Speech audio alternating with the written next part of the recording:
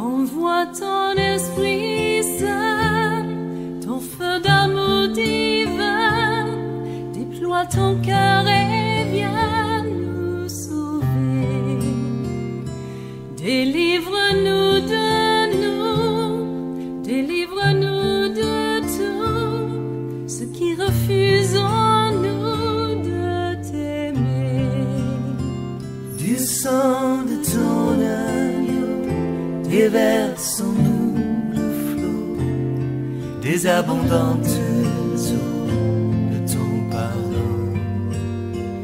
Viens inonder nos vies, restaure-nous, guéris ton Église.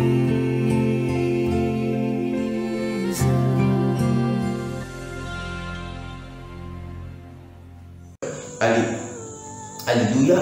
Alors, il dira, je lui donne aussi les animaux des champs pour qu'ils lui soient assujettis. Verset 7. Alléluia. Toutes les nations lui seront soumises, à lui, à son fils et au fils de son fils, jusqu'à ce que le temps de son pays arrive et que des nations puissantes et des rois et de grands rois la servissent. Verset 8. Si une nation, si un royaume ne se soumet pas à lui, ne livre pas son cou au joug du roi de Babylone, je châtierai cette nation par l'épée, par la famine, par la peste, dit l'Éternel, jusqu'à ce que je l'ai anéanti par ma main. Verset 9. Et vous, n'écoutez pas vos prophètes, vos devins, vos songeurs, vos astrologues, vos magiciens qui vous disent, vous ne serez point asservis au roi de Babylone. Vos prophètes disent non, vos prophètes disent vous, gardez la foi en Dieu, gardez la foi en Dieu, peuple de Dieu, alléluia, c'est vous le peuple de Dieu, c'est nous Israël, c'est nous le peuple de Dieu, c'est pour ce que celui-là dit, immense et menteur, Dieu m'a révélé que nous sommes le peuple de Dieu, c'est nous le peuple saint, des anges vont venir nous aider, même s'ils ne vont pas, ils vont dire des choses, on a vu ça. On a vu ça dans ce pays. Ils vont dire des choses extraordinaires. N'écoutez pas vos prophètes qui vous prophétisent, car c'est le mensonge qu'ils vous prophétisent afin que vous soyez éloignés de votre pays, afin que vous soyez éloignés de votre pays. Si vous écoutez, vous serez dans le pays, mais si vous n'écoutez pas, vous serez dispersés. Vous allez aller à côté, n'est-ce pas, des frontières ou ailleurs de votre pays. Écoutez ce que le Seigneur dit, l'Éternel des armées. Ne résistez pas à la main de l'Éternel. Ne résistez pas à celui que Dieu a mené pour vous châtier. Pourquoi? Parce que vous avez été rebelles et vous ne voyez pas votre rébellion, et c'est la rébellion des autres que vous voyez. Vous avez été rebelles, vous ne voyez pas votre rébellion. Peuple de Dieu, Église de Dieu, tu ne vois pas ta rébellion, mais c'est la rébellion de Nebuchadnezzar que toi tu vois. Or, c'est l'Éternel qui l'a amené pour exercer une sentence. La main de l'Éternel va agir. Utilise Babylone, utilise la puissance coloniale afin d'exercer la colère de Dieu, car lorsque tu es avec Dieu, rien ne peut contre toi. Mais lorsque tu abandonnes ton Dieu, il va faire venir sur toi la domination, sinon le dominateur. Alléluia. Alors, non, n'écoutez pas les paroles de vos prophètes qui vous prophétisent, qui vous disent, vous ne serez point asservis par la France au roi de Babylone, car c'est le mensonge qui vous prophétise. Je ne les ai point envoyés, dit l'Éternel. Et ils prophétisent le mensonge en mon nom. Ils prophétisent le mensonge en mon nom. Ils ont dit, ne craignez pas, vous verrez le feu du ciel, ça va venir, des gens sortis de partout, et vous allez voir des gens en des treillis Mais ce ne sera pas des hommes en tant que tels, ce sera des anges, et vous verrez la gloire de Dieu, etc., etc. Ainsi parle l'Éternel. Et nous avons cru en ces choses. Ça s'est passé dans la Bible, la parole de Dieu. Or, Dieu dit, je les ai point envoyés, n'est-ce pas? Ils vous prophétisent le mensonge en mon nom, afin que je vous chasse du pouvoir, afin que je vous chasse du pays, et que vous périssiez, vous et vos prophètes qui vous prophétisent le mensonge. Je suis au verset 16.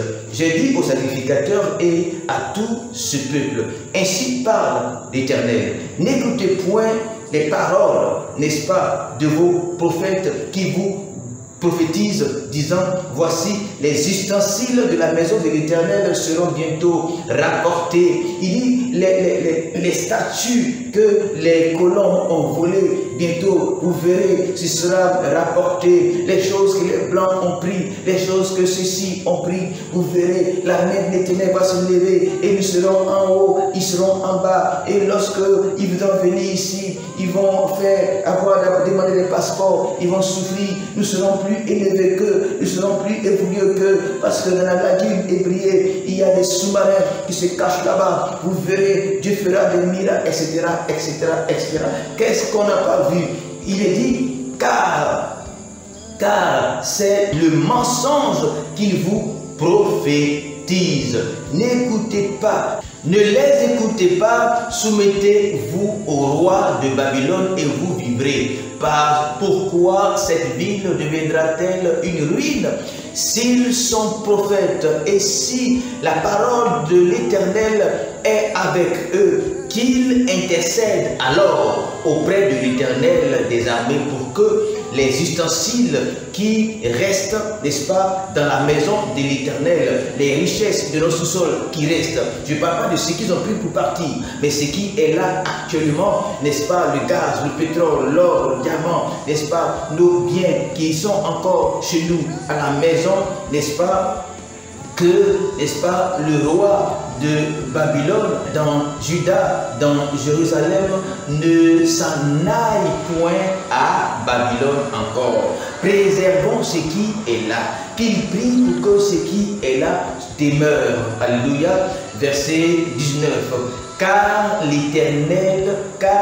ainsi parle l'Éternel des armées au sujet des colonnes, de la mer, des bases et des autres ustensiles qui sont restés dans la ville. Alléluia. Qui n'ont pas été enlevés par Nebuchadnezzar, roi de Babylone, lorsqu'il emmena captif de Jérusalem à Babylone Joconia, fils de Joachim, roi de Juda, et tous les grands de Juda et de Jérusalem. Notez ça, tous les grands de Jérusalem, tous les grands de Juda et de Jérusalem. Je suis au verset 21. Ainsi parle l'Éternel des armées, le Dieu d'Israël, au sujet des ustensiles qui restent dans la maison de l'Éternel, n'est-ce pas? Dans la maison du roi de Juda et de Jérusalem, ils seront emportés. Il dit, regardez bien, les autres richesses du pays. Il dit, regardez bien, ceux-là qui prophétisent et ils nous disent que c'est fini, que nous aurons la victoire. Mais moi je vous dis, ce qui reste encore dans le pays, ils vont venir et ils vont prendre. Ça, c'est au verset 22. Ces richesses-là, n'est-ce pas, ces ustensiles-là, de la maison de l'Éternel qui sont les trésors d'Israël, il dit au verset 22, l'Éternel lui dit de vous dire qu'ils viendront encore, les envahisseurs, et ils seront emportés à Babylone, et ils y resteront jusqu'au jour où je les chercherai, dit l'Éternel, où je les ferai remonter, et où je les ferai remonter et revenir dans ce lieu, parce qu'ils viendront encore. Alléluia. Alléluia. Alors, le chapitre 22, le chapitre 27 de Jérémie, n'est-ce pas? s'arrête au verset 22. Et il serait bien, n'est-ce pas, c'est vrai que cette lecture est longue, mais nous allons la continuer afin de comprendre. Nous allons aller alors au chapitre 28 pour comprendre la pensée que l'Éternel nous donne, la pensée que je tente de véhiculer. Alors, chapitre 28, le premier verset. Le Seigneur dit ceci: dans la même année, au commencement du règne de Sédécias. C'est Jérémie qui parle. C'est Jérémie qui parle, et vous verrez qu'Ézéchiel aussi parlera à ce même roi qu'au pouvoir, et que, comme je l'ai dit, Jérémie, n'est-ce pas, et Ézéchiel étaient contemporains. C'était un mensonge du diable, de Satan, les pasteurs ou les doctrines qui disent qu'il n'y a pas de grands prophètes, plusieurs grands prophètes en même temps. C'est faux, c'est du mensonge. Alléluia. Alors, il dit, dans la même année, au commencement du règne d'Ézéchias, le roi de Juda, le 5e mois de la 4e année, n'est-ce pas, il y avait un prophète qui s'appelait Anania, fils d'Azur. Il est prophète de Gabaon. Il dit à Jérémie, dans la maison de l'Éternel, en présence des sacrificateurs et de tout le peuple, il dit, ainsi lui parle l'Éternel. Il va aller contre la parole de Jérémie. Lui aussi, c'est un grand prophète. Dieu lui parle. Il y a plusieurs autres prophètes, n'est-ce pas? Et le contexte dans lequel nous sommes, c'est-à-dire Israël s'apprête. Vous voyez, en Côte d'Ivoire, on dit, les gens là arrivent et tout le monde s'apprête à la guerre, n'est-ce pas? On dit, ils arrivent et ils sont furieux, ils sont comme des barbares. Ils arrivent, ils vont tout brûler. Quand ils viennent, ils brûlent, ils égorgent, vous voyez. Alors, l'autre camp, l'autre côté, les gens s'apprêtent. L'armée s'apprête, le président et son gouvernement s'apprêtent, tous les gens, les populations s'apprêtent, les femmes s'apprêtent, les enfants s'apprêtent, tout le monde est sur le qui-vive parce que tout le monde a peur, on ne sait pas ce qui va arriver, tout le monde s'apprête à la guerre, n'est-ce pas? Et c'est en ce moment précis que Jérémie vient et il dit, non, désarmez vos cœurs, désarmez vos mains, ne combattez pas. Ne combattez pas.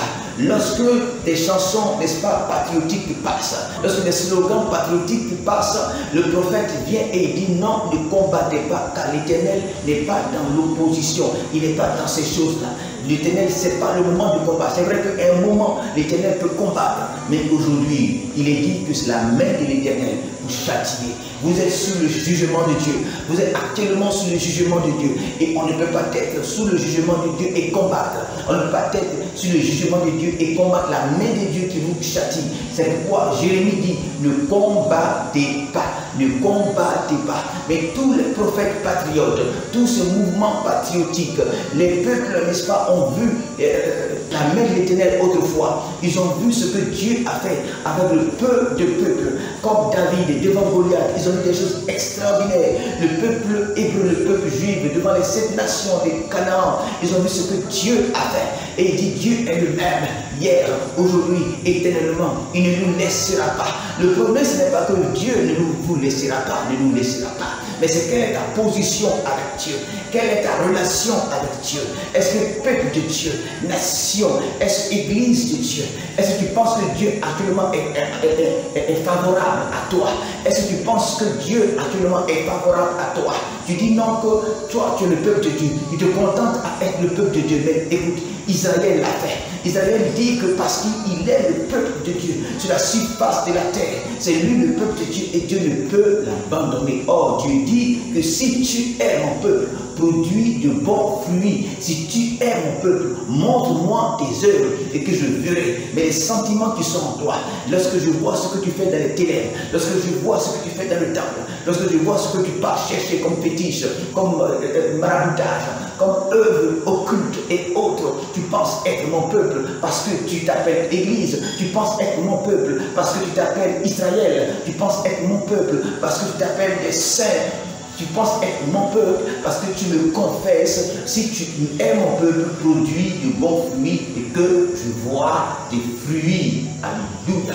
Alors, le peuple de Dieu se contente, n'est-ce pas, d'être le peuple de Dieu. Le peuple de Dieu se cache derrière son nom. Le peuple de Dieu se cache derrière son héritage. Le peuple de Dieu se cache derrière sa tradition spirituelle et religieuse. Le peuple de Dieu se cache derrière sa dénomination. Le peuple de Dieu se cache derrière Abraham, derrière Isaac, derrière Jacob.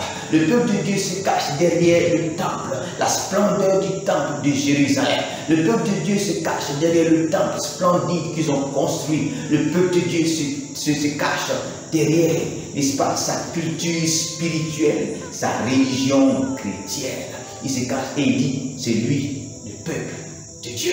Et il prophétise, il dit, Dieu m'a parlé, on ne sera jamais détruit. Dieu m'a parlé, car le bras de l'Éternel est avec nous. Dieu m'a parlé, car Dieu ne nous abandonnera pas. Alors, Ananias le prophète va se mettre à prophétiser. Ananias le prophète va se mettre à prophétiser. Et il dira, ainsi parle l'Éternel des armées, l'Éternel, le Dieu d'Israël. Je briserai le joug du roi du Babylone. Il est en train d'induire le roi en erreur. Il est en train d'induire le roi en erreur. Il dit au roi, écoute, reste serein, roi.